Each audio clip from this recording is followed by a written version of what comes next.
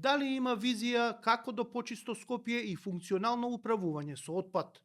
Дали ќе има одржливо решение за јавниот превоз или повторно само популизам за гласачкото тело?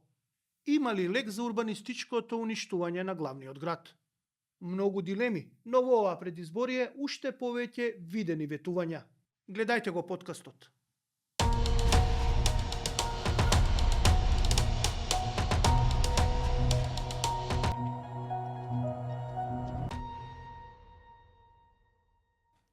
Да, тоа беше најавата што ја видовме и ќе зборуваме за 3 горливи теми во град Скопје што секојдневно нас граѓаните не мачат.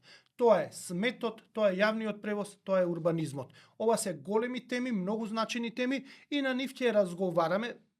Спомнувам, ќе разговараме, се надевам нема да политизираме, со денешните нашите гости, тоа се кандидатите за градоначалник на град Скопје од редовите на СДСМ и на ВМРО ДПМН, господјата Каја Шукова, добре дојдовте. Добре ве најдов, благодарам за поканата. И господинот Орце Ѓоргиевски, добре дојдовте и вие. Благодарам на вашата покана и поздрав до вашите гледачи. Да, целта кога го договаравме овој подкаст беше да биде да се осврнеме на централното прашање како овие 3 елементи што го детерминираат нашето живење во градот да ги подобриме, да ги поправиме и колку тоа може да биде реално изведено. Така што ќе почнеме со првата тема, тоа е сметот во градот, значи ајде најполитичкото експлоатирано прашање што е во јавноста, како да почист град. Сега ќе дадеме на господинот Орце прединство, повелете како да почист град. Па добро, ние најпрво треба да сме свесни за фактот дека немаме систем. Не е доволно само военна активност да се исчисти градот, туку треба да создадеме систем кој што ќе функционира на долг рок. Доколку ние имавме систем, дали е за јавното сообраќајно предпријатие ЈСП Скопје или пак за комунална хигиена или за било кое прашање што се однесува на градот Скопје, ние немаше да се доведуваме до целосен колапс како што имаме денес.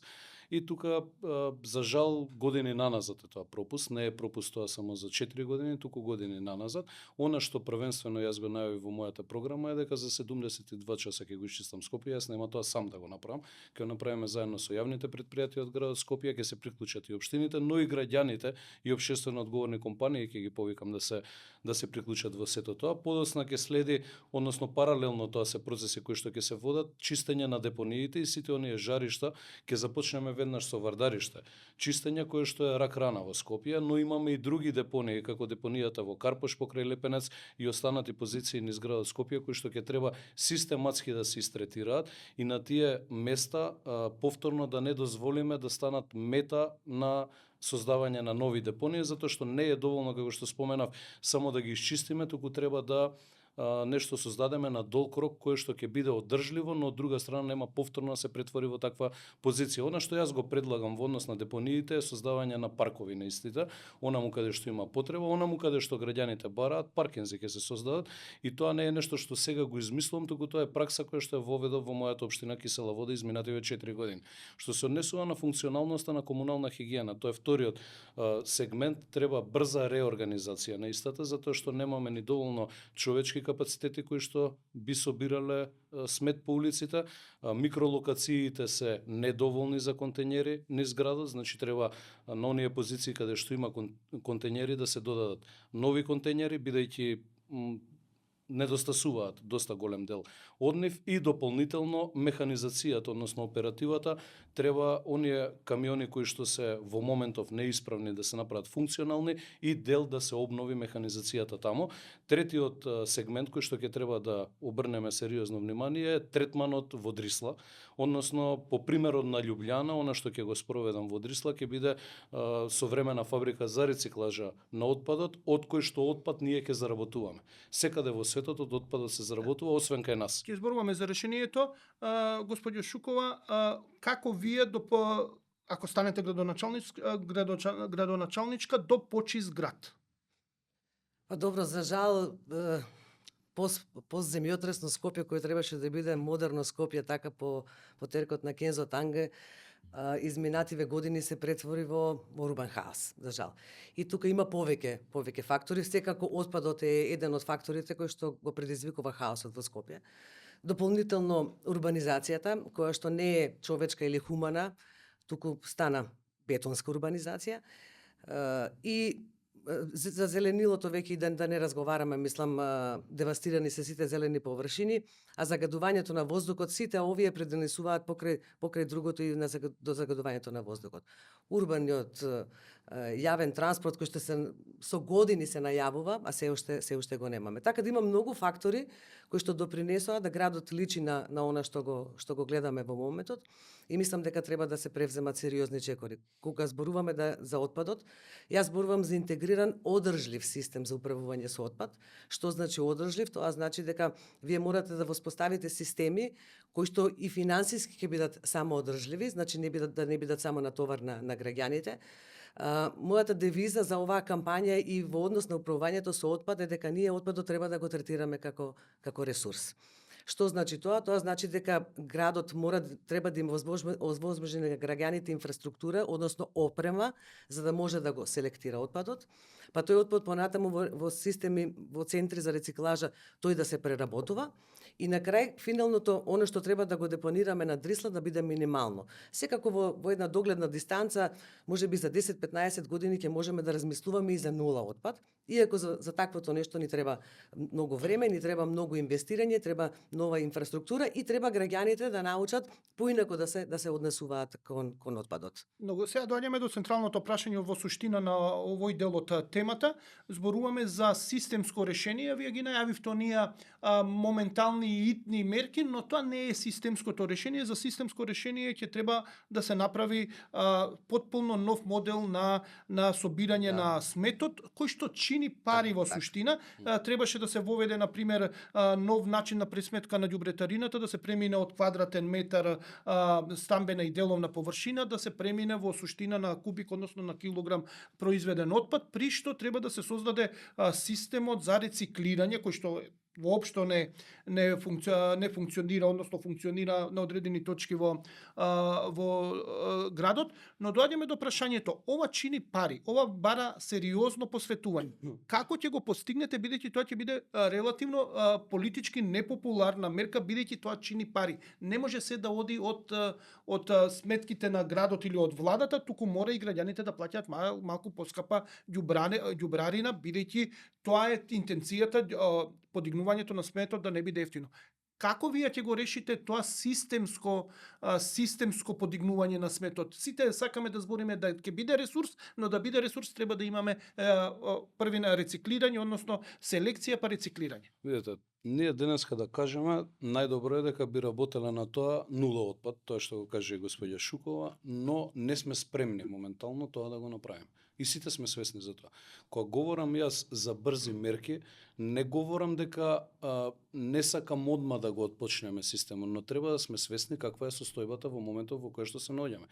Ние имаме сега мини депонии, буквално околу секоја микролокација кај контењерите. Ние мораме алармантно да работиме и да превземеме чекори кои што ќе го санираат цел тој недостаток кој што го имаме изминатиот период во системот, кој што го немаме во суштина. Она што се однесува на она што го споменавте вие во однос на покачување на ѓубретарина, односно кој колку фрла толку да плаќа, тоа за мене сериозно е непопуларно политички, но сепак треба ние да се стремиме кон Европа да превземеме и некои чекори кои што таму функционираат во системот нивни. Граѓаните се принудени години наназад, поради тоа што има неказниво со страна на институциите, да 90% бидат мета на она што ни се случува денес поради неодговорноста на 10%. Затоа ние треба да создадеме паралелно на сето ова и систем на казнивост околу целиот тој момент и дополнително кога сме кај зголемување на сметките, тоа јас не го планирам на самиот почеток на мандатот, затоа ќе треба секако да се консултираат и граѓаните, кои што треба да земе во предвид и социјалната состојба нивна. Јас сметам сепак дека градот има доволно средства да не ги поскапи сметките, а сето ова да го реализира. Градот Скопје има околу 140 милиона евра буџет.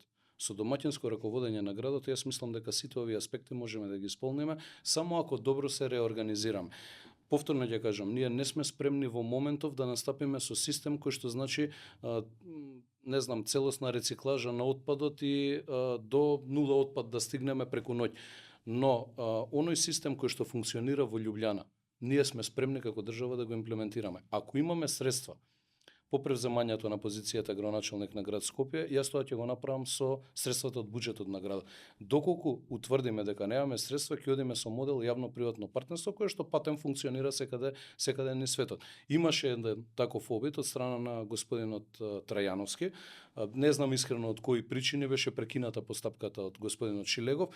Ако тоа се имплементираше по превземањето на власта после Трајановски од страна на Шилегов, денес ние веќе немаше да говориме за оваа тема. Така што некогаш без разлика дали би имале одредени негативни политички поени, ние мораме да превземеме сериозни чекори за одредени состојби во државата, да ги подредиме, да има ред, накратко кажам. Сега доаѓаме до овој проектот за што треба да почне, значи да се смени и у суштина начинот на пресметка на ѓубретарината, веќе требаше да заживее, не заживеа. Што ќе правите вие, како ќе го направите системот функционален ако сте градоначалничка? Слушнавме дека вашиот против кандидат нема да ја зголеми цената, ќе бара средства од буџетот на градот, но вие како ќе го решите овој проблем?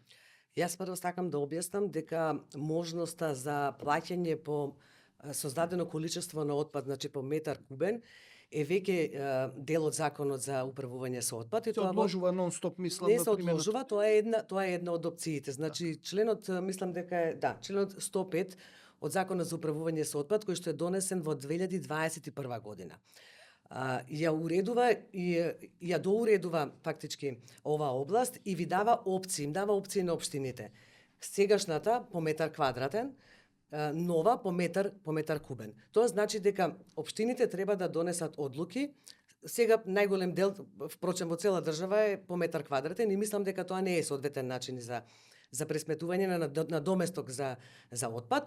Треба да биде секако посоздадено и фрлено количество на отпад. Меѓутоа, за да го примените овој начин и за да општините на ниво на совети донесат одлука да почнат на создадено количество отпад им наплаќаат на граѓаните, вие прво мора да им дадете одржлив систем да видат дека функционираат институциите. Што значи тоа? Значи вие мора прво да им поставите опрема за селекција и за тој отпад понатаму да може да се рециклира. Кога граѓанинот ќе го селектира отпадот, ќе остане помала количина на отпад која што финално ќе ја фрли како комунален отпад и за тоа треба да му наплатите. Тоа е смислата на кога зборуваме.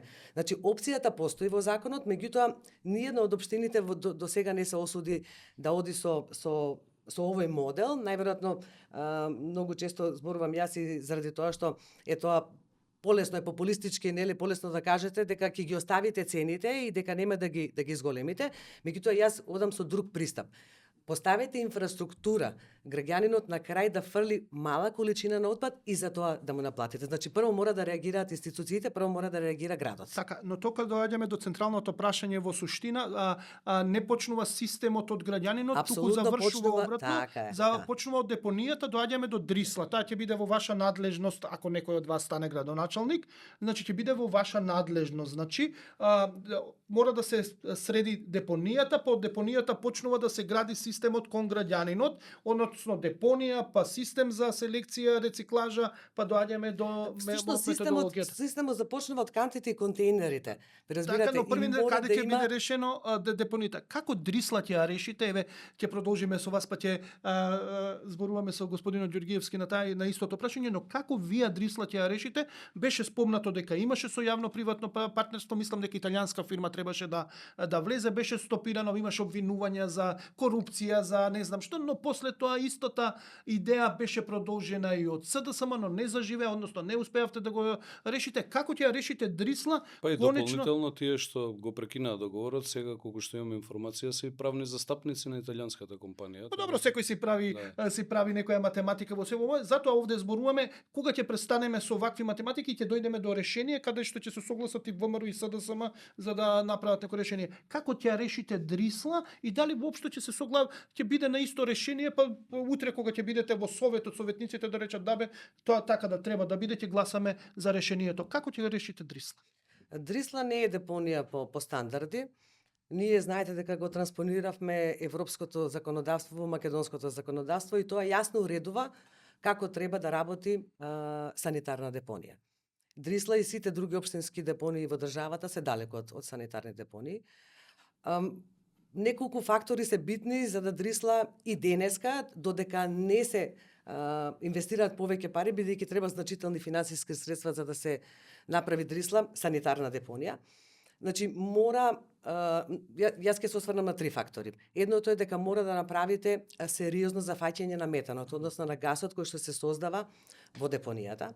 Мора да направите сериозно зафаќање на исцедокот, односно на отпадните води од депонијата, бидејќи тие ги загадуваат и подземните води и почвата околу депонијата, знаеме дека таму имаме неколку водни тела, и мора да правиме сериозно затрупување на отпадот, бидејќи постојат пракси, тие се познати, само треба да ги примениме тука. Јас знам дека и сега има затрпување, меѓутоа тоа не се прави по стандарди, бидејќи имате и затрпување и со земја, и со глина, и имате компактирање.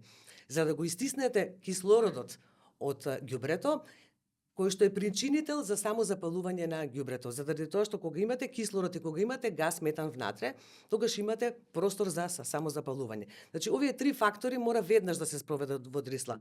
Одгасувањето да биде сериозно по стандарди, зафаќањето на исцедокот и сериозно затрупување на отпадот по стандардите. Јас сакам да ги информирам граѓаните дека веќе неколку години наназад во државата постои процес на регионално управување со отпад и тоа се спроведува во моментот со заем од Европска банка за обнова и развој во 5 региони во државата. Таму не е за жал Скопскиот регион. Скопскиот остана малку поназад, бидејќи со години се боревме со проблемот со концесијата. Концесионерот не ги исполнуваше своите обврски и заради тоа на крај се раскина концесијата и овој регион Скопскиот остана малку назад. Инаку согласно законите и стратегиите за управување со отпад во државата, Скопје се третира во рамките на Скопскиот регион. Тоа не значи само Скопје и 10 општини, туку и околните општини на градот Скопје.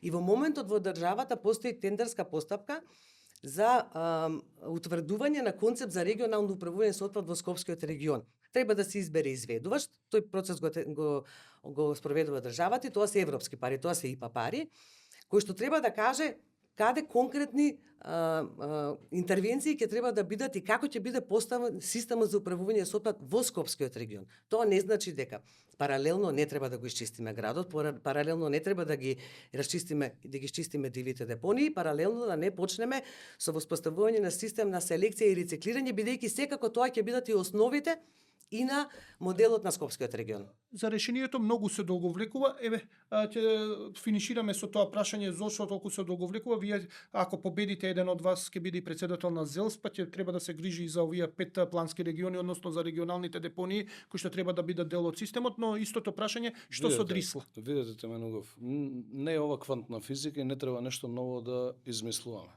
Значи, во пракса ние треба да го постигнеме, можеби јас често пати ја споменувам Љубљана, праксата од Љубљана да ја воведеме во Која е таа пракса да им објасниме точно? 140 милиона евра чини фабриката за рециклажа во Љубљана, која што беспрекорно добро, предпоставам и Каја е запознаена со истото, беспрекорно добро функционира.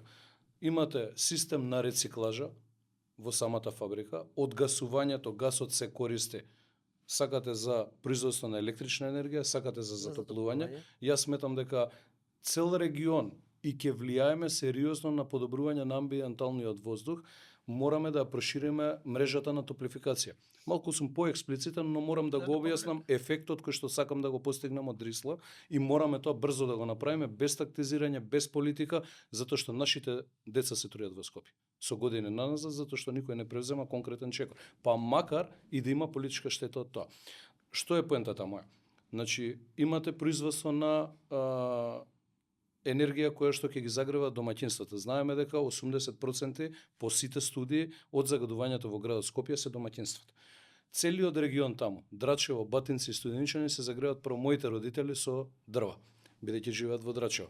Од една страна имате реагенс кој што го користите и го наплаќате, а ќе биде поевтин од било кој реагенс за користење во домаќинствата, влијаете на подобрување на амбиенталниот воздух, од друга страна имате целосна рециклажа и немате проширување на депонијата, бидејќи функционира така системот, и од трета страна ние ќе доведеме состојба во која што целосно ќе го заштитиме она што се случуваше во минатото и ќе промениме праксата, Дрисла да стане мета постојано, да биде подпалувана, да има инциденти таму со инсталирање на систем кој што ќе биде поврзан со континерскиот систем низ Скопје. Тоа подразбира да и функционалноста на комунална хигиена се подобри од аспект на тоа исто така функционира и во Љубљана, но и во други европски развиени градови, да на секој контейнер имате мерач кој што ви утврдува состојба и тоа ги скратува трошоците во комунална хигиена. Немате вие празнење на полупразни контейнери или полуполни, вие имате празнење на целосно полни контейнери и така се одредуваат рутите на собирање на отпадот. Она што мораме прво да го направиме одлука за постапување во Дрисла по изборите, кој да биде од нас градоначалник, и да не тактизираме понатаму и да не дозволиме политика да се вмеша во целиот процес. Но ова е решение за Дополнително сакав да споменам уште еден момент. Најголем дел од дивите депонии во главниот град се прават од градежен шут. Градежниот шут исто така е ресурс кој што треба да се преработува по принципот на европски развиените пракси и практики и истиот да се користи во изградба на патишта, тампонирање на истите и така натаму. Што значи дека ние од Дрисла можеме да направиме центар кој што ќе носи сериозна заработувачка за градот Скопје. Така, Самоодржливо предпријатие, кое што благодет ќе биде за сите скопјани. На моето прво прашање, у суштина, како што ја почнавме дебатата, Дрисла за да функционира како што се замислува, ќе мора да се направи системот на селекција на отпадот. Ние ако се ставиме во контейнери во канта, како што сега правиме неселектиран отпад, тој е неупотреблив во Дрисла, односно во за преработка. Не е така. Истиот систем е и во Љубљана. Мора да се селекцијата.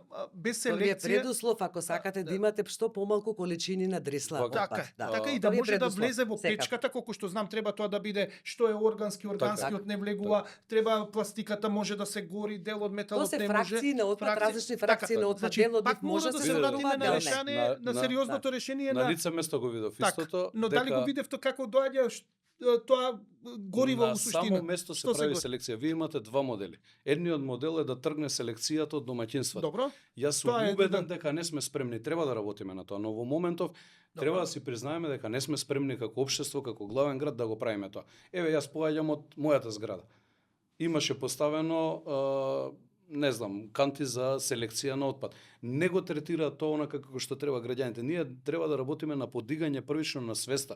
Тоа е модел кој што треба да го припремиме, граѓаните да ги припремиме години. Така. Не може преку ноќ. Сметате Но дека ќе имате може и да биде модел, но имате и модел кој што на само место може да изврши селекцијата. Јас повеќе сум за вториот модел. Добро. Зошто? Зашто се друго би било повторно изговори, губење на време и повторно ќе се доведеме во состојба за 4 години пак да седне некој после нас и истото да го ветува, истото да го говори, а во меѓувреме да се трујаме сите ние во Скопје. Да Јас би финишираме рекла повелете. сепак, извинете, точно, има контейнери, тие прв пат се набавија со јавна набавка во 23 година и се веќе од дел од скопските улици, а и на ниво на држава. Проблемот кај овие контейнери е што ги имате, граѓаните сакаат за селектираат, меѓутоа гледаат дека отпадот што е селектиран и кој што го ставиле во тие контейнери се собира заедно со комуналниот отпад и оди во истиот камион.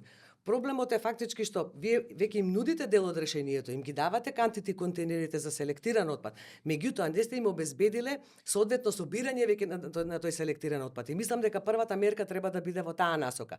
Еве веќе дел од инфраструктурата, канти и контейнери има, дополнително уште и јасен ред на собирање на отпадот. Понеделник се собира селектиран отпад, да речеме пластика и хартија, вторник се собира комунален отпад, среда се собира друг тип на отпад. Значи, ќе почнеме со неколку фракции на отпад, значи почнуваме прво да речеме со пластика, со алуминиум и со хартија, потоа ќе го прошириме на стакло, потоа можеме да го прошириме на биоразградлив отпад, оној кој што може да се користи за компостирање. Јас сметам дека граѓаните имаат со посебна опрема. Имате камиони за собирање. Се е супер одлично. Нова опрема, имате камиони за собирање на комунален отпад. Дали знаете каква е состојбата моментално во комуналната? Затоа велам дека треба да има нова опрема. Значи, Апсолутно се вака, за да им согласувам. биде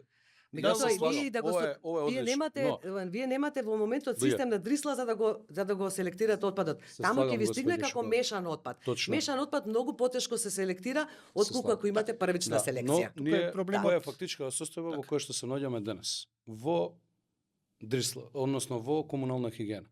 околу 184 камиони има. Да, ја знам состојбата во комунална. 130 се нефункционални. Да. А вие говорите за селекција поединечна по контејнери. Јас не зборам во првите 72 часа за селекција, јас зборувам дека во првата година како краткорочни мерки треба да пристапиме кон набавка на нова опрема за селекција. Тоа вклучува канти контејнери и нова во набавка на механизација, но ние имаме сега алармантна состојба, теменува, сакам да им биде јасно на граѓаните. Не, тоа го знаеме. Ние имаме сега во Скопје, не сме ние. Да, ние сега говориме за викендица во Ибица, а ние немаме кров на куќата каде што живееме. Буквално така народски кажано е состојбата во моментот. Ние имаме целосно нефункционален систем.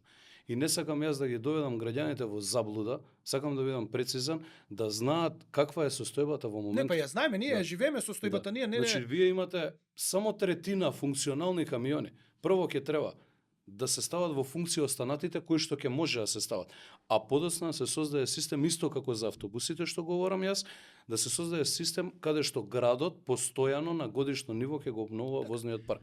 Па дури потоа ќе дојдеме до момент за завршиме овој дел со сметот, гледаме имате различна перспектива, но кој да победи од вас, ако некој од вас победи, бидејќи има уште колку 15 на кандидата, 16 на кандидати, вкупно рекорден број, дали кога ќе се пристапи на решението, ќе се добие поддршка од противникот, односно политичкиот опонент, не сакам да биде противник, туку од другата партија, за да се изведе нешто да се смени. Модели има неколку, може да биде моделот на СДСМ, моделот на ВМРО, може на независен некој модел да биде, сето тоа, но моделите се познати, значи нешто единствено научна фантастика ако ни донесат нема да го знаеме, другото е се применето веќе во светот. Дали ќе се даде поддршка на пример од партијата да мора да се реши, па и ако не соодветствува на вашиот модел. Јас се што е во интерес на граѓаните би го поддржал во секој време. Апсолутно се согласуваме, мислам дека е време да почнат да се разменуваат идеите. Имаме доста паметни луѓе во државата и тоа треба навистина да го искористиме. Паметни идеи доаѓаат од сите страни. Јас не велам дека во програмата на Норце Ѓорѓиевски нема паметни решенија и дека во ова моја програма исто така нема паметни решенија. И мислам дека треба да конечно да работиме во интерес на граѓаните. Мораме сите заеднички да соработуваме. Сметот е заедничка одговорност и предизвик и така што окей, се надевам дека ќе почне од овој момент после изборите кој да биде градоначелник да го почитува другото мислење, но исто така и опозицијата кој да биде дека да дава поддршка на решенијата. Океј, тука е време за првата пауза, за првата пауза за нашите пријатели кои што го овозможуваат реализирањето на овој подкаст. Се враќаме после таа пауза. Ме сака? Не ме сака? Ме сака? Не ме сака? Ме сака? Не ме сака? Ме сака? Ме сака? Не ме сака? Ме сака? Не ме сака? Ме сака? Совршениот вкус си сака. Брилијант, твојот прв избор.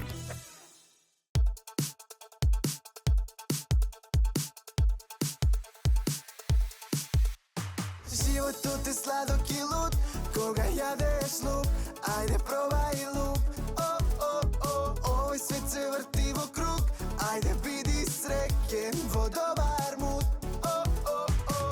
Нема друг таков вкус, нема друг таков вкус како животот е сладок и луд, кога јадеш луп, ајде пробај луп, ајде пробај луп. Влези во сладок луп и ке сакаш уште. Витаминка. Продолжуваме со подкастот, зборуваме за 3 актуелни теми во град Скопје. Ја поминавме темата за сметот. Гости, како што знаете, се кандидатите за градоначалник на главниот град, од редовите на СДСМ и на ВМРО ДПМН, Орце Ѓорѓиевски и Каја Шукова. Значи, поминавме за сметот темата, доаѓаме до едно исто така многу битно прашање, тоа е јавниот превоз. Можеби нашите гледачи што не следат нема да бидат задоволни што нема овде многу караница, нема расправија, но не е тоа поентата на овој подкаст, уште еднаш повторувам, овде е да дојдеме до одговори на како нешто да се поправи. Повторно основно прашање, како до функционален јавен превоз. Сега ќе почнам со господјата Шукова, повелете, како до функционален јавен превоз. Добро, ви благодарам. Секако тоа е еден од капиталните проекти во мојата програма и сметам дека имаме едно брзо, ефикасно и одржливо решение кое што 4 години стои на страна, а требаше досега да биде имплементирано и досега ќе имавме првата линија од Ѓорче Петров до аеродром со брзиот рапид систем, односно нели популарно наречено БРТ. Тоа е систем кој што можеме да го спроведеме веднаш. И јас мислам дека на граѓаните им требаат брзи решенија, бидејќи и проблемот со јавниот превоз, кој што не е функционален во моментот, е едно од нештата кои што граѓаните го очекуваат да се реши многу брзо. За БРТ-то е обезбедена документација, подготвена е документацијата, дури и тендерска документација, може веднаш да се распише. Еднаш беше распишен, впрочем Данела го терминираше тендерот. Има обезбедени средства за првата линија, се обезбедени 40 милиони евра, кои што не се условно обезбедени, туку се обезбедени, може да се трошат веднаш и затоа сметам дека тоа е оптималното решение. Изборот на БРТ како решение, бидејќи гледам дека има дилеми кај граѓаните, сакам да објаснам. Изборот за БРТ како решение за јавен транспорт во Скопје е направен врз основа на физибилити студија, која што анализирала повеќе и други алтернативни решенија. Направена е врз основа на експертиза од домашни експерти, од странски експерти, повеќе алтернативни решенија. Ова е извлечено како најдоброто решение во моментот за град Скопје за јавен превоз кој што ќе биде брз, ефикасен и еколошки пред се. БРТ-то како такво, линијата од Ѓорче Петров до Ново Лисиче во аеродром предвидува околу 30 на нови еколошки автобуси, предвидува 21 постројка, нови постројки и таа е траса некаде околу 13-14 километри. И сметам дека покрај БРТ-то паралелно во 4 години секако не можеме да очекуваме дека сите 100 автобуси ќе се купат нови одеднаш. Мислам дека треба да одиме постојано и со купување на нови и замена на постојните автобуси и оние што се на ЈСП, меѓутоа и оние што се на приватните превозници, сметам дека и тие треба да го обноват возниот парк. И треба да се направи конечно нов возен ред во Скопје. Многу од граѓаните реагираат во комуникацијата и во средбите што ги имаме. Одредени делови на градот повеќе се развија, возниот ред е стар повеќе, некои велат повеќе од 30, некои повеќе од 40 години. Мислам дека треба да се адаптира согласно потребите на граѓаните. И колку автобуси ќе влезат во сообраќајот, со која фреквенција и точно во кои места на Скопје. Господин Ѓорѓиевски. Па кога сме кај регулирање на јавниот превоз, велосипедите, автобусите и возот кој што градски го најавивме заедно со министерот за транспорт, не треба да се конкуренција, туку треба синхронизирано да делуваат како една целина според мене. Да, јас кажав јавно дека сум за имплементација на БРТ системот и треба да се имплементира. Од една страна има аномалии, например крак недостасува према Драчево кој што треба да се доработи во многу брзо време по превземањето на позицијата на град Скопје и крак недостасува према Радишани и тоа треба да се вметне брзо, но мора да се започне со имплементација затоа што тоа е потребно од една страна, од друга страна пак граѓаните плаќаат камати 4 години наназад и јас сум така настапуваме изминативе 4 години. Она што е добро, без разлика кој го отпочнал, и релевантно е кога може да ги подобри состојбите за граѓаните и условите нивни, треба да го имплементираме. Од друга страна, втората мерка, само да дополнам за автобусите, има 60 автобуси од приватни превозници на кои што не им се подпишуваат лиценците во моментов. Тоа значи сериозно помагање и откочување на процесите во однос на функционалноста на ЈСП Скопје.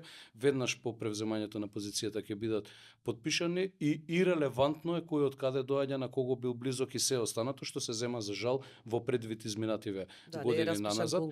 Така, од друга страна имаме сериозна бројка на автобуси кои што не се сервисирани. Некои имаат ситни поправки кои што треба да се преземат, некои имаат посериозни поправки, но де факто и таму имаме еден конгломерат кој што е нефункционален изминатиот период. Зошто? Затоа што сервисите поради тоа што не добиваат средства, одбиваат да постапуваат, односно да ги сервисираат автобусите. И третиот момент е поддршката од владата, која што ја најави претседателот на владата и министерот за транспорт, 80 нови автобуси кои што треба на пролет да стигнат во Скопје. Но тоа во суштина не треба да биде единственото нешто што ќе се случува. Зошто? ВМРО ДПМН во некој од минатите влади обезбеди купи автобуси. Какви биле, ние можеме да дискутираме денес. Па имаше период на празен од, или не знам колку... Не, набави Петар Шилегов. Набави Да, и некоја тоа минимална добри И тоа бројка. добри да. автобуси кои што и Не го денеска се спори никој обраќаат. тоа, но... Со клима се. Но Ај, мала, колку би се- но мала количина. Ние треба, се повторно ВМРО ДПМН ќе набави уште 80 автобуси.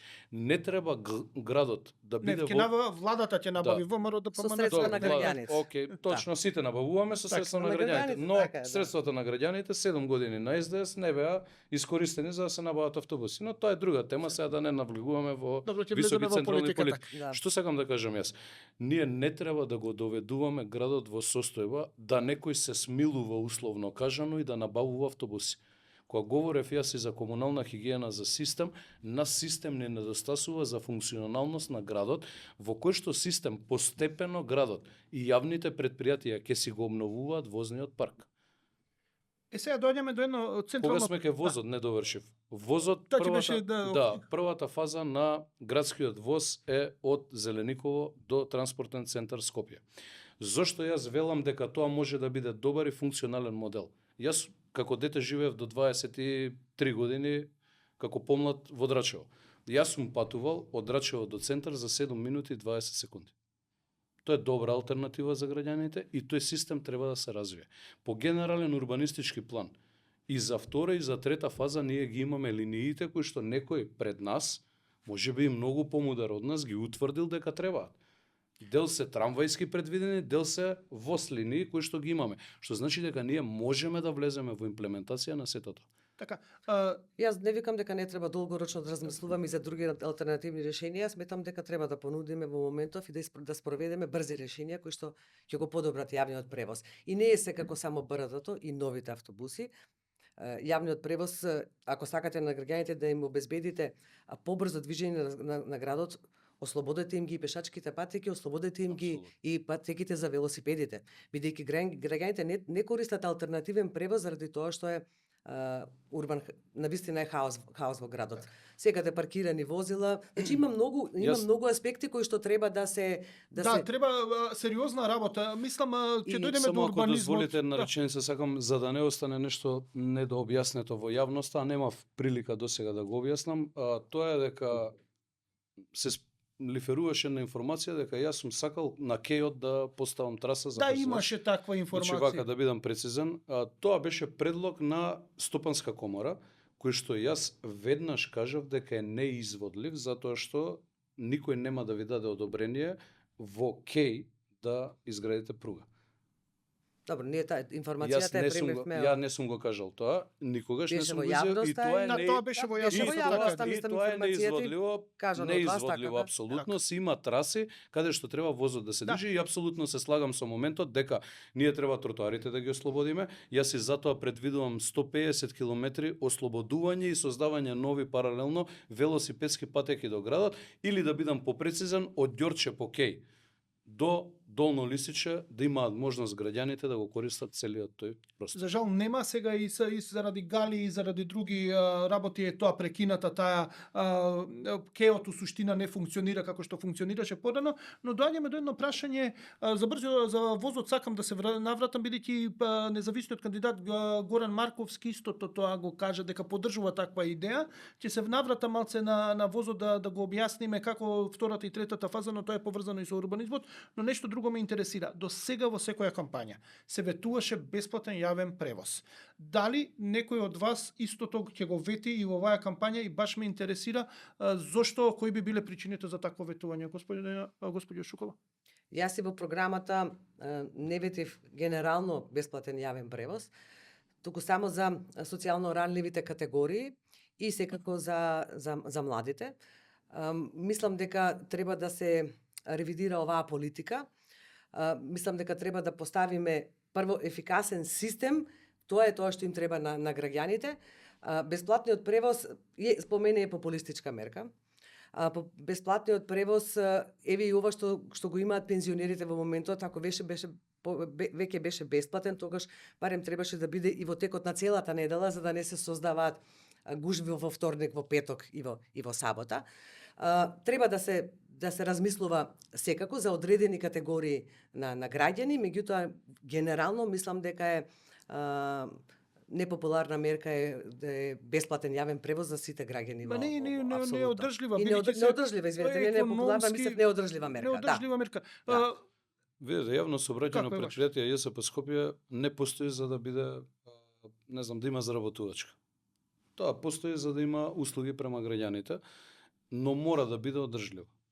Бесплатен превоз е неодржлив, односно и Некој друго го плаќа, нема бесплатно нека. Да, секогаш некој ќе го плаќа, дали ќе го плаќа градот, дали ќе го плаќа државата, секогаш некој мора да плати, нема ништо бесплатно на свет. Да, студенти, средношколци и пензионери бесплатно. А вие не се откажувате од пензионери? Не се откажувам, да, и тоа моделот кој што функционира. Сепак, имаме ние пензионери кои што живеат со сериозно ниски примања, треба тоа да го земеме во предвид. Пензионерите или одат да пазарат, или одат лекови да купат.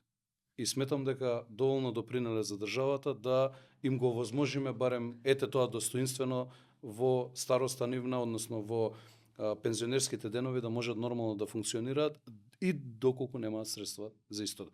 Така што средношколци, студенти и пензионери, да, мене би ми било најдраго да можеме сите да ги ослободиме, да не плаќат, но тоа е неодржливо и не може да се имплементира. Тоа е Така во моментот неодржливо, да. инаку во една перспектива, ако вие воспоставите систем како што треба на урбан транспорт, Така. и го подигнете повторно, го реорганизирате и почна да работи како што треба јавното сообраќајно предпријатие и дава добра услуга на граѓаните. Во една перспектива вие можеби, како и многу европски градови, ќе можете да обезбедите бесплатен јавен превоз за граѓаните. Меѓутоа има многу предуслови кои што треба да се исполнат за да стигнеме до таквото нешто. И затоа според мене има категории на граѓани кои што треба да се поддржат. Не секако се студентите, значи учениците, студентите и пензионерите, меѓутоа имате многу невработени, да речеме, граѓани социјално загрозени категории кои што исто така не можат да стигнат на лекар и не можат да стигнат на било кое место каде што имаат потреба. Затоа велам јас треба да се направи ревизија, треба да се направи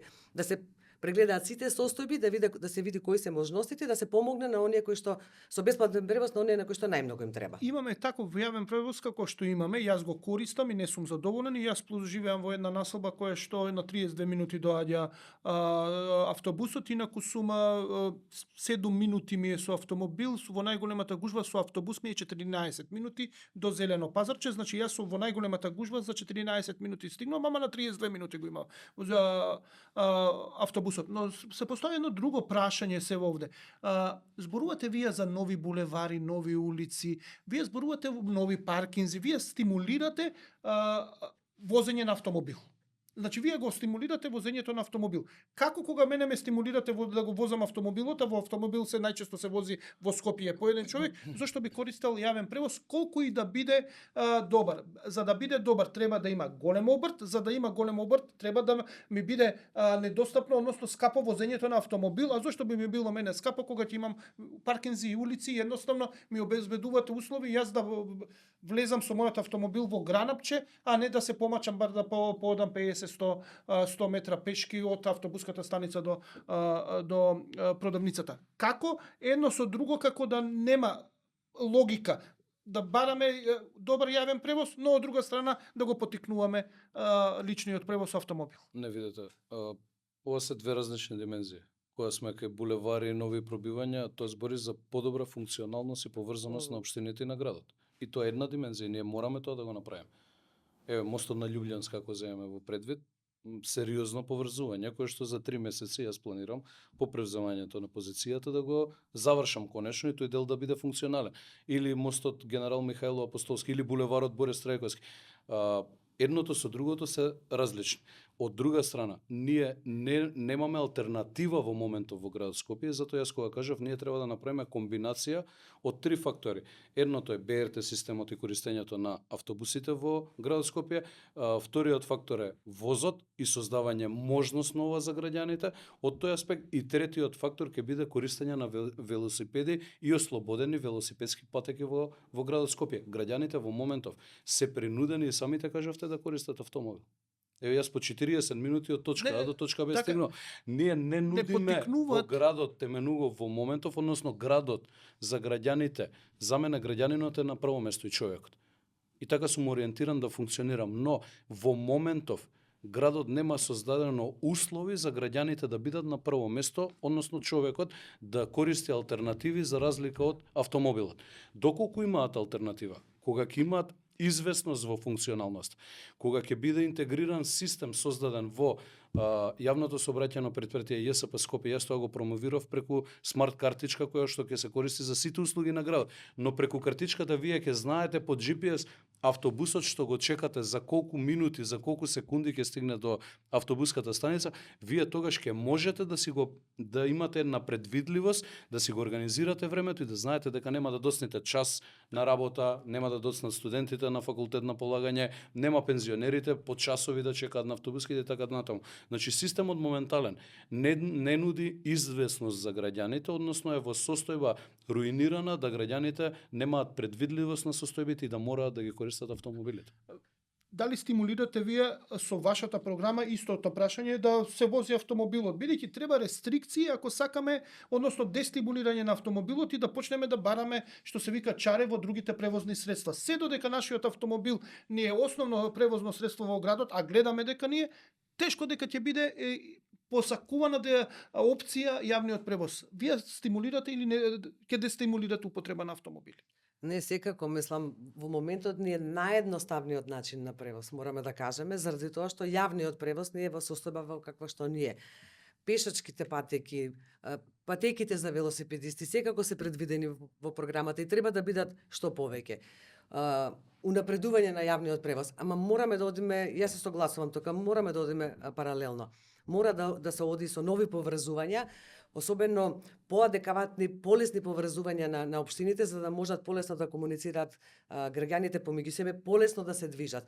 И не смеат да сметаат овие два концепти еден на друг. Треба паралелно да се развиваат. Ама мислам дека јавниот концепт треба да биде оној кој што треба повеќе да се форсира и повеќе да се вложува во него. Јас не сум против изградба на нови булевари, апсолутно. Поврзувањето е многу битно од многу аспекти, и од економски, и од социјален, и како сакате кажете.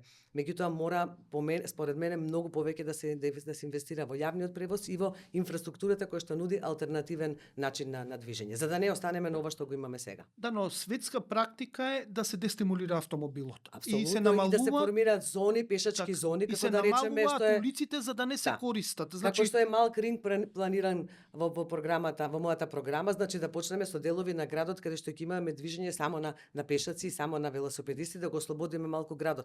Не само од движењето на возилата, тоа ќе влие секако и на намалување на загадувањето на воздухот. Сите тие се како врзани садови поврзани помеѓу себе. Сите мерки се комплементарни и помагаат и во унапредување на јавниот живот во градот, во напредување на сообраќајот во градот, а од друга страна па ви помагаат и во намалување на загадувањето на воздухот. Сите се овие мерки кои што влијаат на намалување на загадувањето.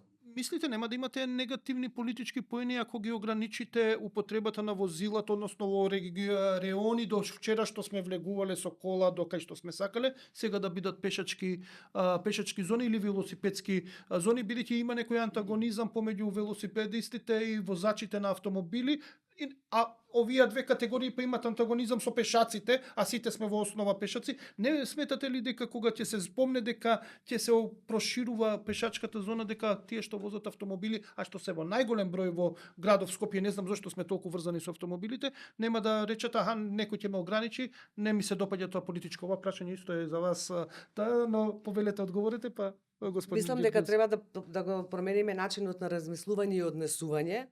Ако сакаме градот да го направиме навистина она што го зборуваме цело време, модерен, урбан, без хаос и така натаму. И ова е една од мерките која што треба да се спроведе. Најверојатно голем дел од граѓаните во прво време ќе негодуваат, можеби и јас како возач, меѓутоа сметам дека мораме да почнеме со вакви мерки. Сакаме да ги донесеме европските пракси во Скопје, сакаме европски систем за управување со отпад. Ајде да донесеме и европско однесување во делот на сообраќајот. Повеќе велосипед, повеќе пешачење, повеќе јавен превоз, помалку употреба на возилата. Негодување секогаш ќе има за се едно нешто што треба да се примени ново и да се промени одредена навика. Ма мислам дека тоа граѓаните ќе го ќе сватат дека тоа се позитивни промени кои што се добри и за нивното здравје и за здравјето на нивните Ма дали најблиски. ќе издржите критиката во Апсолутно, јавноста? апсолутно, бидејќи мора ќе се да се дигне превземат. опачева во социјалните медиуми, Не. види што ни прави, не може ние да возиме нашата автомобил, нашата кола, ние светиња, која е она да ни ограничи, ќе издржите ли политички? Апсолутно мора да се издржи. Ако сакаме да имаме промени, мора да се спроведат и одредени работи што на граѓаните можеби во прв момент нема да им се допаднат, меѓутоа со време ќе сватат дека тоа е направено за нивно добро. Истото прашање, значи, еве го сетот на прашање, едноставно, ќе дестимулирате автомобили и дали тоа ќе го издржите, бидејќи ќе Јас повторно ќе се одма на вратам. социјалните мрежи ќе Вака. ве обвинат дека сте против граѓаните. Јас повторно ќе се вратам на она што го кажав на почетокот, а тоа е дека ако ние сакаме да создадеме целосно функционален концепт, ние мора да понудиме алтернатива. Алтернативата за ова што го говориме за мал ринг, истото и јас го говорам во мојата програма, го имам предвидено, но велам вака, прво ќе создадеме услови за тоа. Многу е лесно утре градоначалникот на градот Скопје да пресече наеднаш активност која што функционирала до денес, да го ограничи просторот и граѓаните да немаат функционалност таму. Да имаат пешаците, но автомобилите да не можат. Од една страна вие предизвикувате закочување дополнително на останатиот дел од Скопје.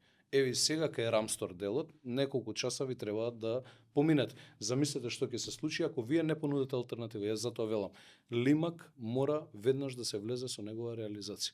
Лимак е решението да мал ринг стане функционален простор единствено за пешаците. И никако поинако. Се друго би значило дополнително отежнување на состојбите. И од делот од кај Мавровка, и од делот од кај Рамстор. Значи, ние мораме да создадеме предуслови за нешто да стане функционално.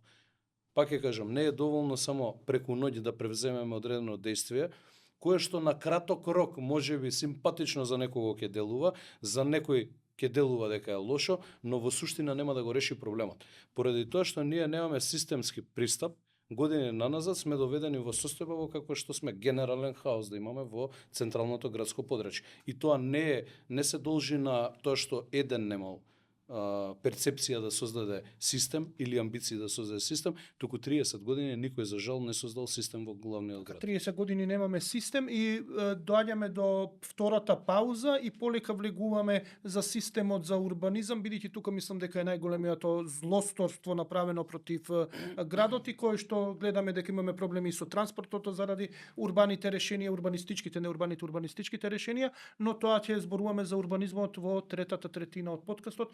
Останете со нас, погледајте ги пријателите на подкастот кои што овозможуваат да го реализираме, да ги реализираме оваа содржина и се враќаме после паузата. Ме сака? Не ме сака? Ме сака? Не ме сака? Ме сака? Не ме сака? Ме сака? Ме сака? Не ме сака? Ме сака? Не ме сака? Ме сака? Совршениот вкус си сака. Брилијант, твојот прв избор.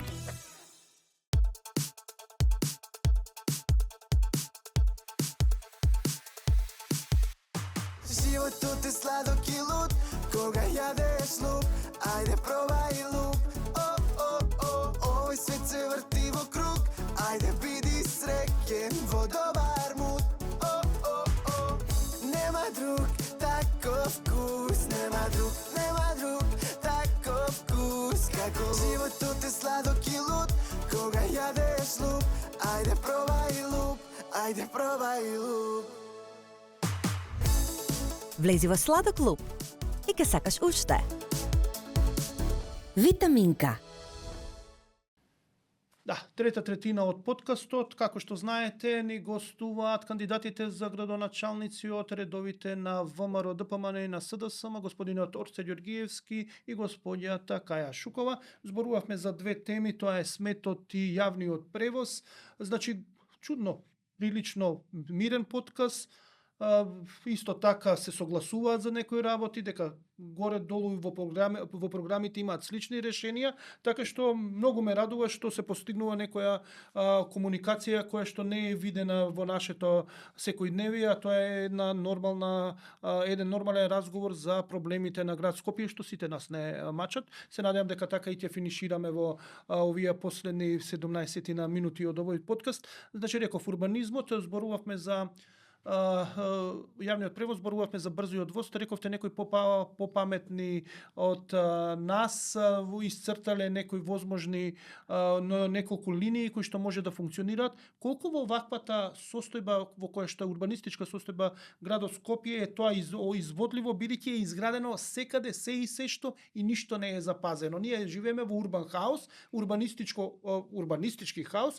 Колку е изводливо, на пример, брзиот воз да нема само од Драчево, од вашето Драчево до центара линија, туку да има и во другиот дел од Скопје. Согласно трасите по генерален урбанистички план е апсолутно изводливо. Се има позиции каде што ќе треба логички да се изврши експроприација, кои што се приватна собственост, но изводливо е сето тоа и законот го дозволува тоа, така што во интерес на колективот, не на поединецот, тоа треба час поскоро да се имплементира затоа што е изводливо. Да, но зборуваме сега за генералните урбанистички планови кои што се устав за град Скопје би требало, но новиот урбанистички план, генерален урбанистички не е донесен, се носи, не знам зашто се доцни, требаше веќе да биде донесен, па се одолговлекува сето тоа. Кога прашањето ми е, ќе почнете да се почитува ГУП-овите да се почитуваат и кога ќе се донесе нов генерален урбанистички план? Еве ако вие бидете градоначалник. Па не, генерално ние немаме увид, еве како градоначалници во градот Скопје, во моментов немаме увид до каде е целосно постапката во однос на генералниот урбанистички план. Тоа говори за нетранспарентноста на целиот процес. Она што прво треба да го направиме е да граѓаните имаат увид во постапката. Јас предвидувам визија Скопје 2025-2045, 20 годишна визија која што треба да ги утврди контурите кои што ќе бидат имплементирани во генералниот урбанистички план. Знаете и го најавив тоа дека планирам градски архитект, советодавно дело од стручни лица во таа фела, односно стручната јавност и граѓаните треба да го креираат генералниот урбанистички план во една крајно транспарентна постапка. Она што се случува во моментов, а не верувам дека било поразлично и во минатото кое се постапувало. Знаете, имаше пракси со носење на детални урбанистички планови во општините. Не секогаш се јавни, транспарентни, не секогаш граѓаните за кои што се креираат, имаат увид во целата постапка. Имаше и насилства околу сето тоа. Ето така, според она што сум информиран од стручната фела, односно од оние кои што ми се соработници во тимот, и од господинот Марина, и господинот Ралев, Горан Мијоски и останатите кои што ми се во тимот, поврзан со урбанизмот. Нас ке ни требаат некаде околу 2 години да го донесеме новиот генерален урбанистички план на градот Скопје. Но повторно ќе кажам, тоа мора да биде во транспарентна, јавна постапка и да биде во интерес на колективот. Не на поединците, не на градежниот сектор, не како што се правело во минатото.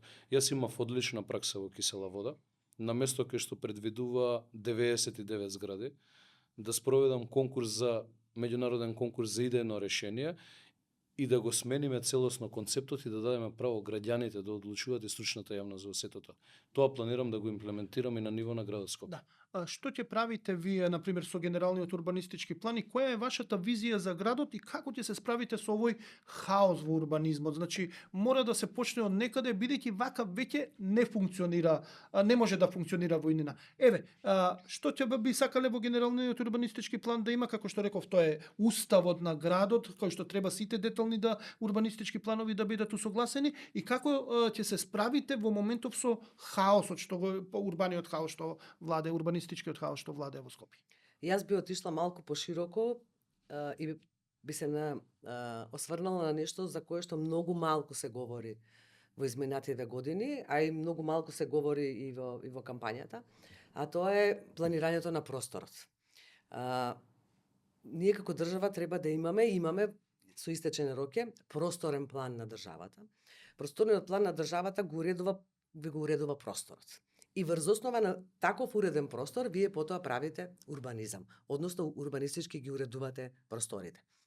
Просторниот план на државата доцнени не е донесен, за жал. Во собрание мислам треба да се Треба да донесе. се носи, тоа е државен документ и просторен план за Скопскиот регион исто така недостасува. И во недостаток на такви документи кои што вас ви го уредуваат просторот и ви даваат насоки како да го развивате просторот, вие се сведувате на вакви урбанистички планови, особено детални урбанистички планови кои што носат хаос во Скопје. Генералниот урбанистички план треба да биде базиран на она што го уредува и меѓу другото и просторниот план. Насоките кои што ги даваат планот. Колку треба да имате зелени површини, во кој дел на градот треба да се развивате. Тоа значи уредување на просторот. Ме разбирате, ако Скопје го гледаме како една целина, просторниот план за Скопје, просторен зборам сега, не зборам за урбанистички, ќе ви даде насоки каде треба да се развива градот, бидејќи за да направите просторен план за Скопје, вие треба да направите многу студии, сеопфатни. Студија за сообраќајно решение, студија за земјоделие, дури студија за животна средина, студија за природата, ме разбирате, многу, за културата, за се. Сите тие студии ви даваат правилни насоки како да се развива просторот во Скопје. И врз основа на тоа вие треба да го направите генералниот урбанистички план. Секако и кога се прави генерален урбанистички план, се прават овие студии. И сега за жал овие студии се направени некои пред 4-5 години, а во меѓувреме се променија работите, што значи дека ќе треба тој процес најверојатно да се повтори. Тоа самото по себе ќе донесе доцнење на носењето на генералниот урбанистички план. Меѓутоа, тоа не значи дека во меѓувреме градот не треба да биде отворен кон граѓаните. Процесите барем на носењето на деталните урбанистички планови, значи на дуповите, да биде транспарентен, да биде дигитален. Скопје има алатка Смарт Скопје, која што возможува, а не е применето тоа во изминативе 4 години, за жал, иако започна во времето на Шилегов, и се спроведува само за јавното осветлување на булеварите во Скопје. Има алатка со која што можете да обезбедите на дигитален начин учество на јавноста во носењето на деталните урбанистички планови. И впрочем утре во процесот на генералниот урбанистички план. Што значи дека, според мене, мора да знаете како сака да ви биде просторот, врз основа на тоа да го направите генералниот урбанистички план и врз основа на тоа утре да ги правите плановите. 25% зеленило е регулирано и со закон, тоа секако мора да се спроведува. Повеќе хуман простор. Да, но дојдем до едно многу битно прашање што провеува во ова циклус што го правам за локалните избори. Деталните урбанистични планови ги прават приватни компании во интерес на приватен бизнис. Не ги прават граѓаните, односно врз основа на потреби, а основна клетка на уредувањето на одредена подрачје е деталниот урбанистички план. Има како тоа, дали ќе го смените и како ќе го решиме тоа прашање? Повелете, господјо Шукова, па вие на истото прашање, бидејќи вие имате искуство како градоначалник, ќе го смените ли тој да дојдеме до урбанистички планови кои што ќе бидат реална потреба на луѓето што живеат, да и на бизнисите, но на луѓето што живеат и да имаме хуман град. Така, ако ги правите јавно, ако се јавно достапни плановите, деталните урбанистички планови по процесот на подготовка, пред нивно усвојување со граѓаните, ако вие ги прифаќате сугестиите на граѓаните, имате јавни дебати, без разлика, тогаш и без разлика на тоа кој го нарачал урбанистичкиот план, тој ќе биде померка на граѓаните. Ме разбирате, мора да биде појавно и потранспарентно. Да, ма се цртаат разни работи во тие детални урбанистички планови и јас како граѓанин не можам да препознам што ми е нацртано и ќе рече аха, има паркинг, има јавна површина, има клацкалка, има љулешка, после тоа нема ништо, има само проширена стамбена површина каде што ја немам никаква урбана опрема, односно немам никаква квалитет на живот. Како општината, како градот ќе успее да го контролира се ова? Како ќе се откачите од приватниот интерес за да се нацртат што сакаат? Ке се откачите ли воопшто? Мислам, тоа е прашањето за вас, па и за вас исто така. А тоа е процесот кој што мора да започне дефинитивно. Треба да си поставите строги стандарди и услови во однос на кој ќе се развива градот. Ако речете како град дека ќе имате контрола на катност и густина на градба и врз основа на тоа ќе се прават урбанистичките планови, и тоа им го соопштите на граѓаните и граѓаните се движат во таа насока, тогаш мислам дека можете да го сопрете урбаниот хаос, односно преголема густина на градење во одредени мала во градот. Ама тој е процес и тој нема да оди преку ноќ. Меѓутоа мислам дека со генералниот урбанистички план кој што треба да се донесе, овие работи треба да се регулираат. Точно зони каде што ќе може да има повеќе урбано нови квартови и можеби со повисоки згради, повеќе катници, а каде да биде повеќе за индивидуално домување на граѓаните. Значи, јас го имам ова предвидено во програмата, многу едноставно, Урбан центар Скопје, ново јавно предпријатие, кое што ќе изработува детални урбанистички планови, по мерка и во интерес исклучиво на граѓаните. Во транспарентна постапка, поевтино ќе чини, градот ќе заработува сето тоа, но граѓаните никогаш нема да се последни на алката, односно ќе бидат први во процесот, затоа што и со дигитализацијата која што ја предвидуваме во градот Скопје, имаме предвидливост да сите овие постапки бидат во една дигитална форма и граѓаните да имаат увид 24 час. Јас повторно ќе кажам, бидејќи тоа ми е пример изминативе 4 години. Во однос на урбанизмот, јас сметам дека сериозно влијае во промена на начинот кој што се практикувал во минатото. Ние имавме детален урбанистички план, кој што беше спремен да се гласа на Совет. Одобрен и од Шилегов, подготвен целосно и одобрен од општината од Филип Темелковски, мојот претходник, со 99 згради во Расенек. Беше поништен и беше друг модел спроведен таму. Истото ќе функционира и во градот Скопје. Ќе има сериозна ревизија на сите постоечки детални урбанистички планови, но јавно предпријатие ќе работи во интерес на граѓаните и ќе ги креира новите урбанистички планови. Сето тоа ќе биде комплементарно со генералниот урбанистички план и нема да се дозволи да има никакви отстапки. Бизнисот треба да се развива, но она што му се случува во Скопје во моментов, ние мораме да го спречиме. Така што градот треба да дише и треба да се развива, де факто, но треба да се развива во периферија. Мојот план е да се развива еден дел према Ѓорче, еден дел према Драчево. Така што треба малку централното градско подрачје да го ослободиме од она што му се случува во моментот. Да, но зборувате за јавно предпријатие, нели се враќаме пред 30 години во еден друг систем социјализам кај што јавните предпријатија. Значи сето тоа и втора работа што мене одма ќе ви кажам, јавна кај што има јавна администрација, има корупција, па јас ќе сега приватните прават за бизнис интереси, па знаеме кој е виновен, но тука некој чиновник ќе земе некоја паричка, па ќе нацрта нешто што видете не е база цртање. Кога ќе воведете вие висок степен на дигитализација на процесите, тогаш контактот странка и вработен се сведува на нула. Јас со издавањето на документација потребна за урбанизмот го направив тоа. И сега граѓаните од една страна не чекаат со месеци за да добијат изводи, а од друга страна нема контакт помеѓу странката и вработенето. Ние мораме сериозно да се фокусираме на дигитализација на услугите. ќе биде од една страна подобро за граѓаните, побрзи, поквалитетни услуги, а од друга страна сериозно ќе влијаеме на намалување на корупција. Корупција има секаде во светот. Но ние треба да работиме во насока да ја намалуваме корупцијата, а корупцијата најдобро се намалува со дигитализација на процесите. При крај сме на подкастов, блиц прашања неколку за да не останат неодговорени, околу 3,5 минути имаме да завршиме. Она што го знаеме како е Скопје, катастрофално е, нехумано град за живење, се повеќе е нехумано град. Ја имам чувство како да овде е град на духови, напуштен град од аспект како изгледа. Многу има луѓе, но е како напуштен. Како ќе се справите со ова до сега што е направено? Има ли излез на оваа девастирање на нормалното живење во градот? Што ќе направите, нешто да вратите и како ќе го подобрите квалитетот на животот?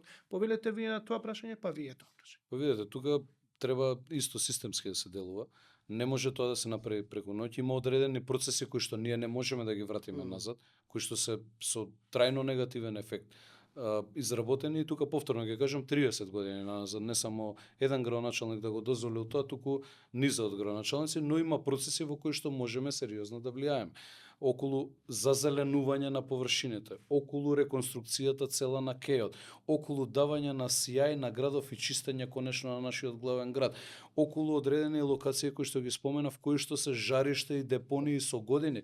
Ние за Вардариште збориме 30 години. Избориме доцна есен и рана пролет. Избориме цело лето. депонијата во Карпош и останати локации, не знам, во Шуто Оризари има 2 такви жаришта. Значи, ние треба да воведеме систем кој ќе почне да функционира и да ги решаваме проблемите и состојбите една по една. Тоа нема да се случи преку ноќ, де факто. Јас нема да бидам искрен према граѓаните да речам да ја ќе дојдам и за 10 дена се ќе средам и ќе подредам во ред. Не може, но треба да го воспоставиме системот да и оние кои што ќе дојдат после нас имаат известност, а пред се граѓаните имаат подобра состојба за живење и подобра функционалност. Во однос на урбанизмот, сериозно фокус ќе биде граѓанинот.